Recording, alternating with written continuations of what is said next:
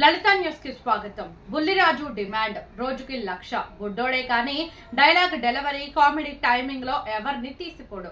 సంక్రాంతికి వస్తున్నాం పెద్ద హిట్ అయ్యింది. దాంతో పాటు బుల్లిరాజుకి అవకాశాలు వరుస కడుతున్నాయి.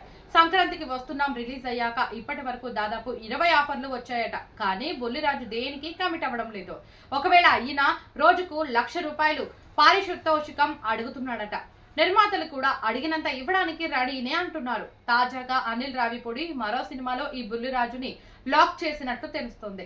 చిరంజీవి అనిల్ రావిపూడి కాంబినేషన్ లో ఓ చిత్రం రూపొందించుకుంటున్న సంగతి తెలిసిందే. ఇందులో కూడా బుల్లిరాజుకు ఓ మంచి పాత్ర పడిందని తెలుస్తోంది. కథానాయికగా మృణాల్ ఠాగూర్ పేరు గట్టిగా వినిపిస్తుంది. అంజలి ఓ కీలక పాత్ర పోషిస్తున్నట్టు సమాచారం. అయితే చిత్ర బృందం ఎలాంటి ప్రకటన చేయడం లేదు. జూన్ లేదా జూలైలో చిత్రీకరణ మొదలయ్యే అవకాశాలున్నాయి. 2026 సంక్రాంతికి ఈ చిత్రాన్ని విడుదల చేసే సన్నాహాల్లో ఉన్నారు. బీమ్స్ సంగీతం అందిస్తున్నారు.